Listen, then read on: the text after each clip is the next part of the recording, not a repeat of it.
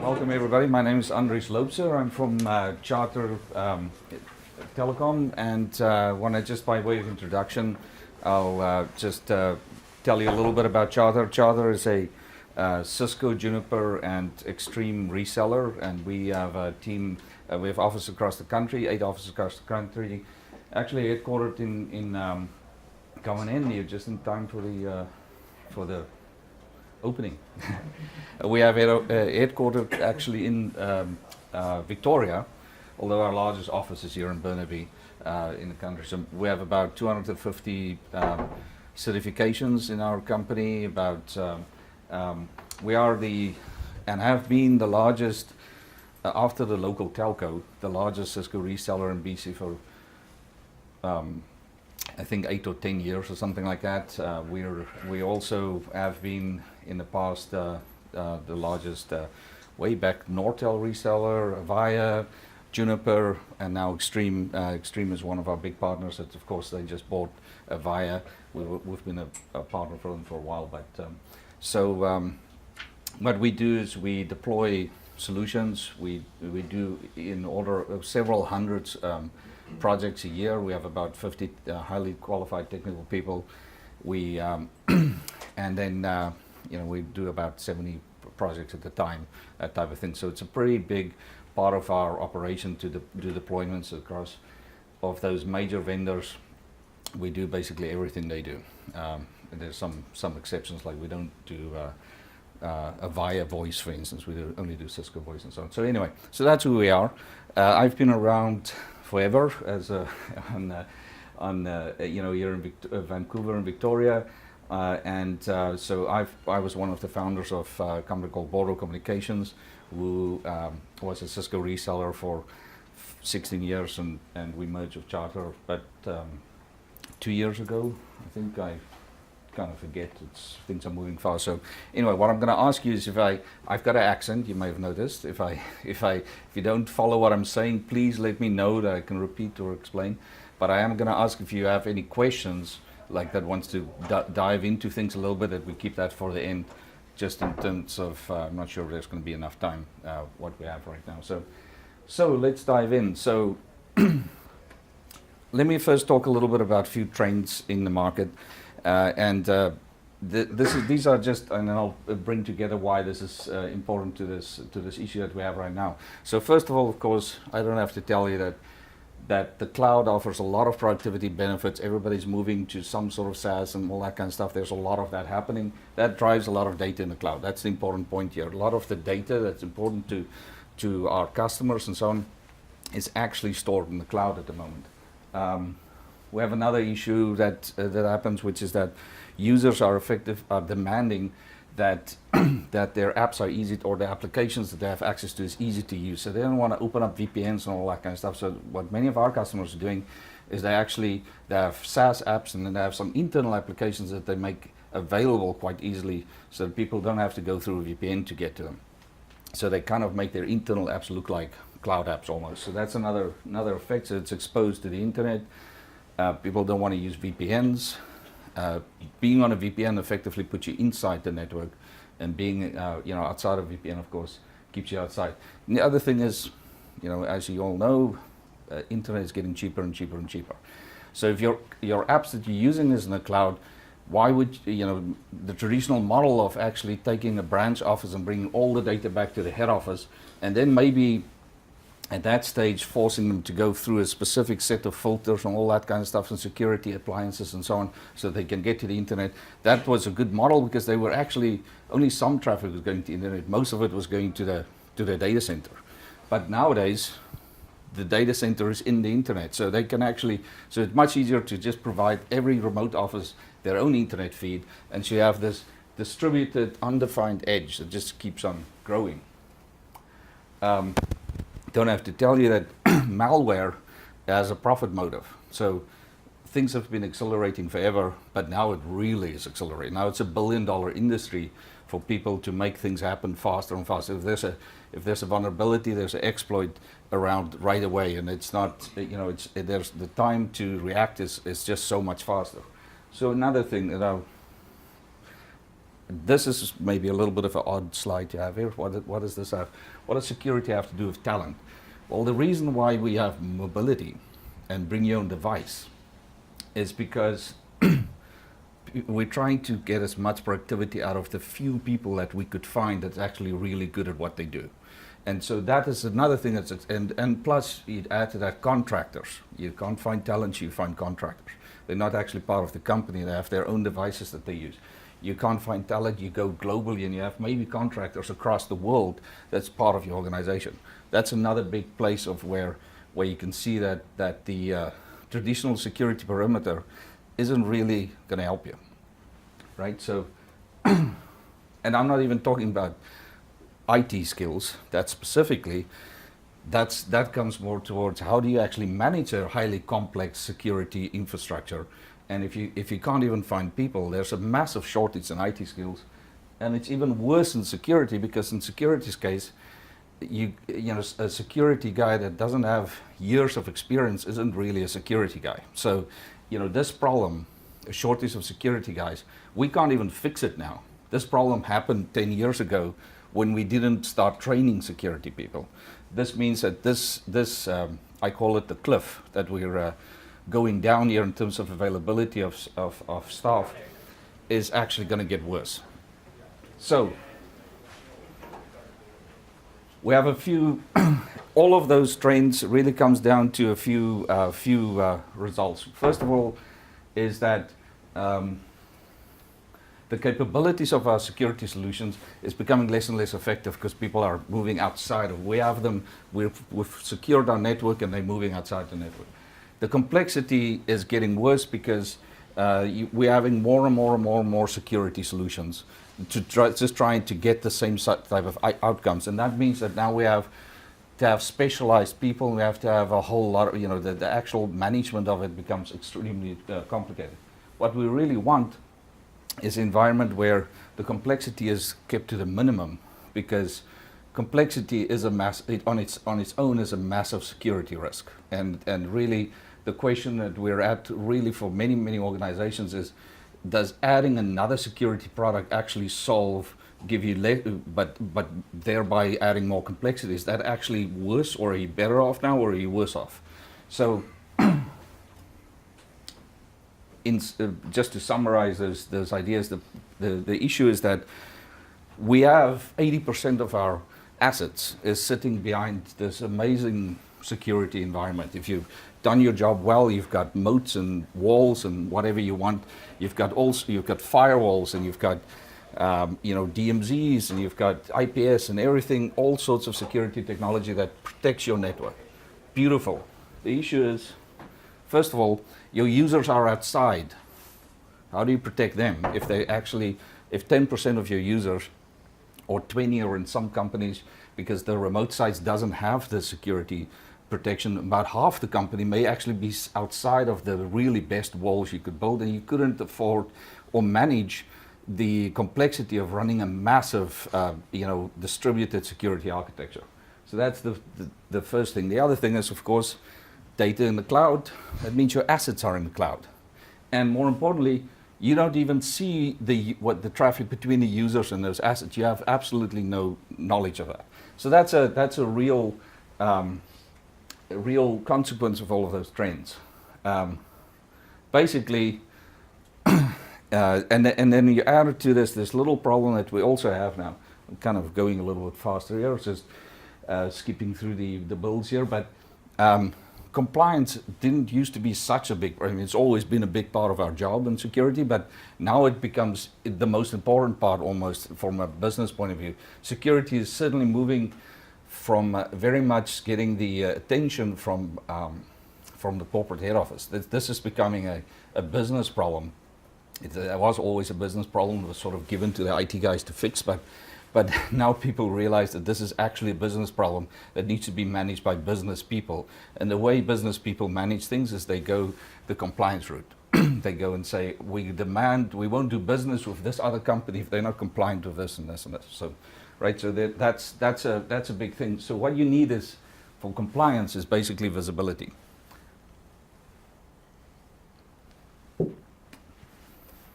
So, what I want to talk to you about today is a suite of 4 products that we're deploying. We're using them internally. We're deploying it for our customers, and this suite of 4 products covers effectively redefines how you approach it. And the best way I can put it is that instead of having this layered approach based on topology, in other words, there's an outside, there's an inside, there's a this side, there's a there's maybe a secured network part and all that kind of stuff. It's because you can't rely on that, because you don't actually have all of your people on the inside and all of your assets on the inside.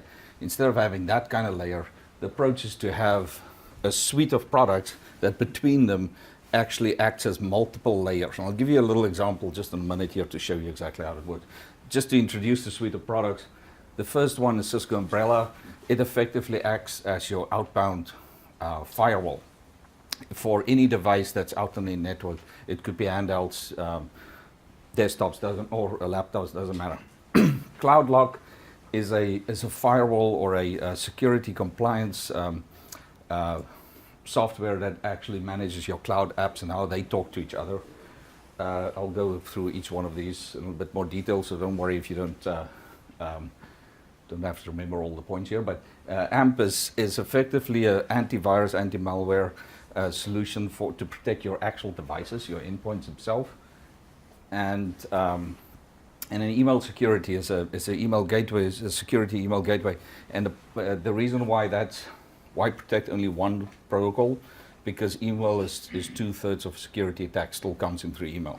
So it's a special. So if you overlay these, so you see what I'm saying, instead of having a bunch of walls behind each other, we're stacking a whole bunch of security solutions on top of each other. And the sum total of all of this gives you basically the same that you would have if you're behind a wall. But you don't have to be behind the wall anymore. So most importantly, there's 2 themes between all 4 of these products. One is the most important thing in security. The 3 most important things in security is visibility, visibility, and visibility. It's really important that you know not only that something has happened, and not only know how to fix it, and not only know that you have in fact actually solved the problem. For sure, you actually can prove that you did. But even better is the visibility, the level of visibility that tells you that nothing has happened. That you basically will, before all of this, that you can run reports and do an audit to tell you that there is actually nothing that's actually affected your network at the moment. That's now, of course, yes, I realize in terms of purists, you can never say never, but that's a very big part of visibility. Visibility, that's the complete suite. And that's what all of these products have in mind. They bring you visibility. That's the big thing it gives you. Secondly, the thing that they have, and I'm just going to skip through the build here. Bottom line is all Cisco products have that. But come back to that slide. There is another thing that all these products have in common is that their brain is in the cloud. They actually use a service called Telus, which is a cloud-based service that Cisco has across all of their products. It does 2 things. First of all the products consume this tribal knowledge that's in the cloud, and we'll go into a whole bunch of examples. You'll see a bit better what I mean.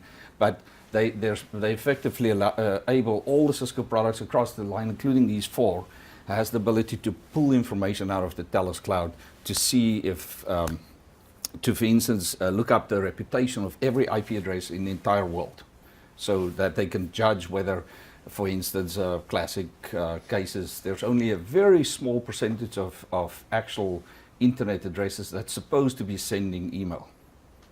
Like email servers don't move around. They're not, they don't boot up at Starbucks or something like that. You can clearly say these servers here has sent email for 10 years. They're probably good. These servers here are actually identified with bad spam and all that kind of stuff. So they actually bad. And anybody in between, depending if it's a home email address, like something from Shaw or something like that, you can get a relative credibility of that and reputation of that site. If it's at the data center, Azure data center, it's probably better than something that comes from a home address. So this is the thing that also runs through all of these products. They have, and Cisco has had the first of this product or this solution. They actually bought a company that had been running it for many years, and then at the moment they get in the order of 100 terabyte of telemetry data about per day about every IP address, every email in the network, you can imagine all the Cisco customers in the whole world are participating into this cloud, and they all consume the information that comes out of it. So it's a big differentiator for the Cisco product line. So a quick example. Let me just take a bit of water here. So this is this is a ransomware attack. If you have a ransomware attack, there's a whole lot of. First of all, the 99% of ransomware comes in as either a web redirect or email. So, secondly, there's a whole lot of connections that happen during a ransomware attack, not just one or two. There's, as you can see, there's the web redirect may be an actual connection. There's the C2 or command and control sessions that happen, and there's actually for ransomware, there's actually two of them: one to deliver the payload and one to do the key negotiation. So there's a whole lot of places where there's connections to the internet. Secondly, there is now just and so I'll go through a scenario here and see how these different layers actually play here. But just imagine that this entire thing is playing off at Starbucks. This is not behind your network. This is actually enabled through cloud security purely to any device anywhere. So first of all, Umbrella looks at all of your connectivity, all of the connections that happens. And it will be able to do two things. First of all, block any of these. If any of these happen to go to a low reputation site, the attack will fail. It'll block it. Secondly, if it does detect that this C2 connection up here, for instance, actually goes to a low reputation place or site on the internet, it will then feed in the rest of all of these connections, which it didn't detect as bad before, and actually tell the world that all of them are now being implicated into an attack. And that would lower the reputation for all of those other connections. So the next person that gets this email or this attack would immediately have the effect of that. So that's this, but that's just the first layer. Second layer, which is probably may have happened earlier, is email security. So email security would actually be looking at the actual web link that's embedded, or of course if there's attachment, it does anti-spam and anti-malware for the attachment, so it would have been able to replicate it. Now again, it will actually implicate everything that happens in that account, in that attack. And in the third layer, in this case we're only showing three. The third layer here involves anti-malware for endpoints, and effectively what it would do is it would first look at all of the reputation stuff again. If it so that file drop that happened there, then it will actually analyze the file. So if the file was just dropped on your hard drive, but you didn't execute it or something like that, it would actually have time to upload that into a sandbox, a little site in the a mock-up on the internet, which will actually execute the file and analyze what it does. But if you click on it immediately and immediately starts to execute it, it will actually do a full analysis right there on the device. But that's just the first part. The other part that AMP does, as I'll show you in a few minutes, is that it keeps track of everything that happened with that file. Because what may happen, unfortunately, sometimes it may get through. And because there could be delay tactics and that kind of stuff. So it may be that only a week later, we figure out that this was a bad file. And what AMP will allow you to do is to actually go back and say, well, this file actually happened to us a week ago, and actually go back and wipe out its effect. So let's go into Umbrella a little bit. Umbrella basically uses DNS, domain name service. It uses it to look at at actual all of the connections that you're trying to make. It will evaluate those connections based on its reputation, both the domain itself and the IP addresses it points to and all that kind of stuff. So it will actually use that. It's very easy. The most beautiful thing about Umbrella is just a DNS server. So when 99% of the connections you go to is actually good, and it will immediately be classified as good, and the response will come, and it's out of your way. It's not like a firewall that's sitting there and trying to make a decision. The decision was already made that that site is good, and it's sitting in the cloud, just referencing it. So it's either good or bad, and only the few that doesn't actually, the few connections that it's unsure about, will it actually proxy. So what it does is it sends you one of their addresses, and your connection will go through Umbrella, through the cloud, and it will actually just check to see what actually happens with that connection. So Umbrella is effectively an outbound firewall. It will check all of your outbound connections. It's actually also a full content management system, so you can actually use this because it identifies security, but also identifies all the different types of websites. So you can actually use it to say, we allow, adult or don't allow adult or hate sites or stuff like that, and you can actually use it as a full content manager. So it's a replacement for that as well. Another thing, one more thing you don't have to do with yet another product. Very easy to deploy, of course. DNS is, you have a DNS system in your corporate network. It's easy to just make this part of it and actually use Umbrella DNS servers as your reference servers. But for clients that's mobile, there's a couple of ways to deploy. There's a little client that sits on there because, of course, you need to force the client to actually use Umbrella. So there's a little app that you can run on there that actually forces it. And that's true for mobile devices and desktops, laptops. So that's Umbrella. CloudLock is a system that effectively manages and looks at your SaaS providers, Office 365, Google. There's a list of about 13 of the biggest ones that covers about 90% of all the SaaS users in the world, and then all of the others have the ability to integrate with this quite easily because it's published out. Well, how it actually works, so basically it does three things. It looks at your, go into that in a bit more detail. It goes into your, it looks after your user identity to see if it's been compromised. It looks at your data to see if people are doing stupid stuff like that's not compliant with PCI or whatever.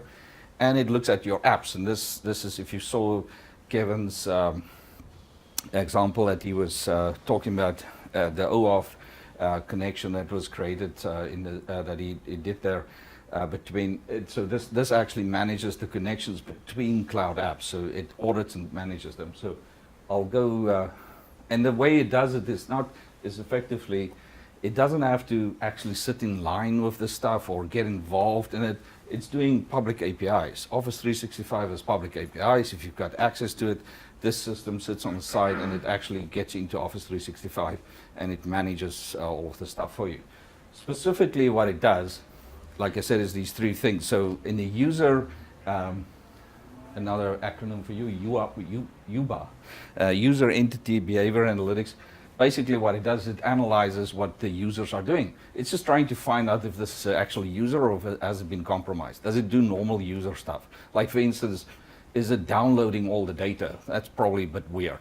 Is it logging in from Vancouver to now, and in 15 minutes that same user has logged in from Russia?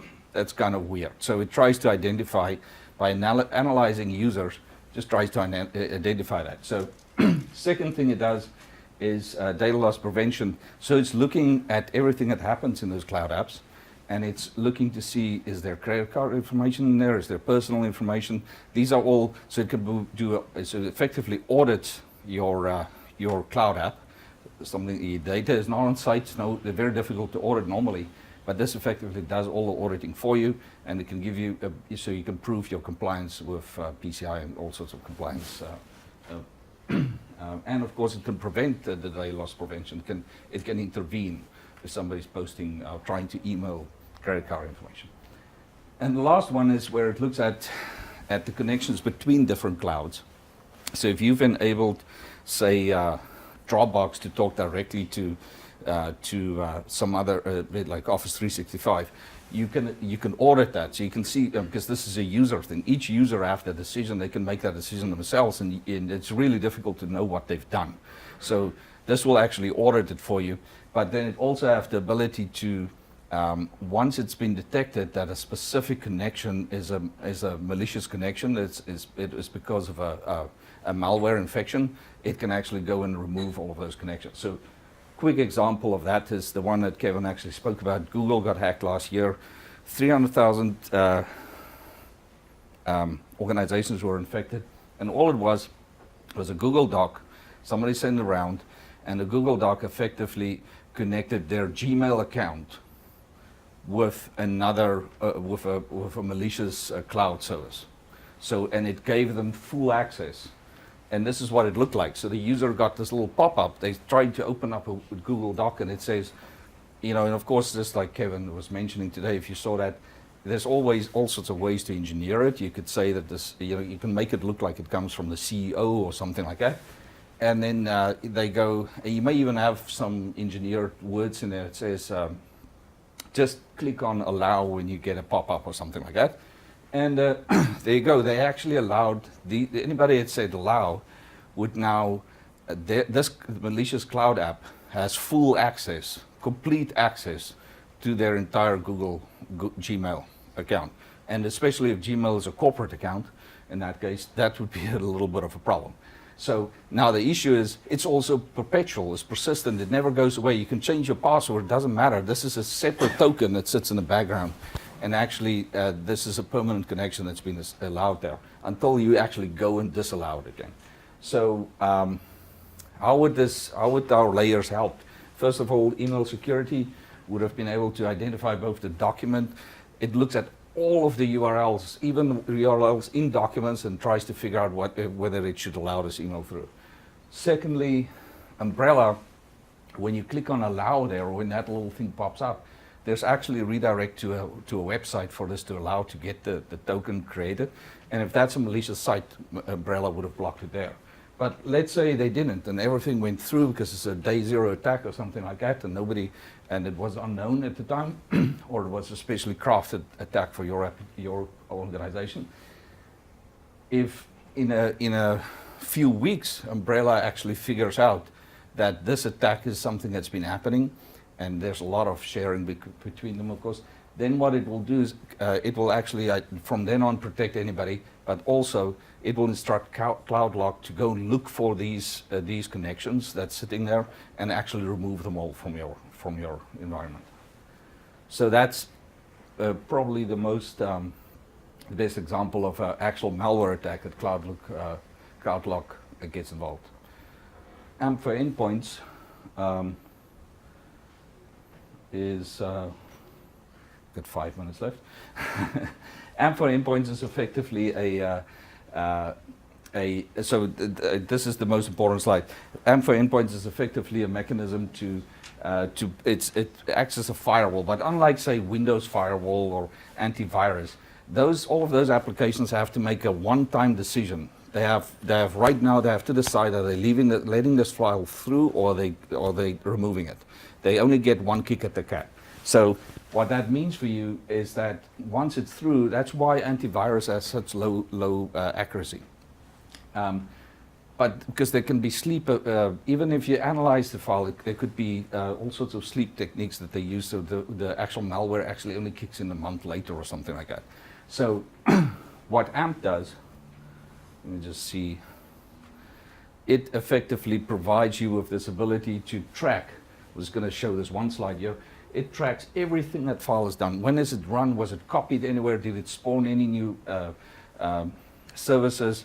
Did it try everything it does, and it actually records all of that, just in case 2 weeks later we find out that that's a bad file, and you may have been a denial of service, been used as a denial of service or something like that, and that's how we figured it out. And so that at that stage you'd be able to go back and first of all, you can see all the information you get. It's incredible amount of information you get, but you can go back and effectively remove the file, block the file, and it will remove it not only from that host, but from anyone that's been copied in the entire organization.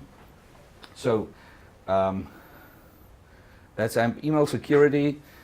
We've kind of covered the main things. I'm going to just pause. And this is the rest of the day. The slide here. The difference between there's lots of email security gateways out there that does anti-spam, anti-malware. Cisco's email security do a lot more, and first of all, it uses reputation, so that it doesn't even have to. It won't even allow somebody to connect to it if it's got a bad reputation. It never even have to look at the spam to see if it is spam, if it knows that the IP address involved in this involves a known spam. So it will actually stop it right there. And then, so that's before. During, it does a whole lot of things like anti-spam, antivirus, file reputation. So Cisco is actually keeping a hash of every file it finds and figure out if that file is implicated in some sort of malware. So the known bad files or the known bad connections are all there. It also gives you a gray mail management, which is really, that's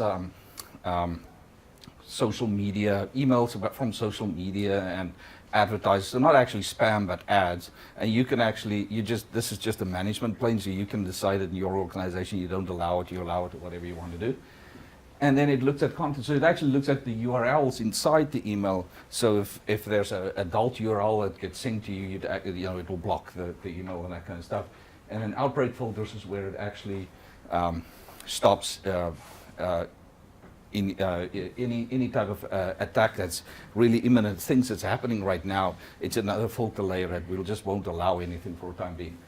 But most importantly, again with AMP, there's sandboxing, so it will upload files. And so if you haven't actually opened the email, and it's actually discovered this is a brand new malicious file software, but it's brand new, so it did it by uploading it to a sandbox. It was able to detect that. It will actually go back and remove all of that stuff from your email. Go back into your email mailbox and remove it. So, and it also tracks what exactly happened with all of these URLs. So maybe there was a URL there, it didn't look bad, somebody clicked on it, it actually looks at what actually happened with those URLs, and it will be able to detect more telemetry, more information that it can tell about these emails. So, and it also does outbound. So outbound, what it does is does some anti-spam and antiviruses to make sure that you don't get a low reputation, but then it actually looks at data loss again, so credit card information, all that kind of stuff. And there's a very simple environment to do encryption. Sorry, we're just down to 1 minute. Yeah, thanks. Sorry. So, I'm not going to go through all of these, unfortunately. I want to just leave you with that. If you want to talk to me or the organization, please take down my email. And thanks for your patience and thanks for listening.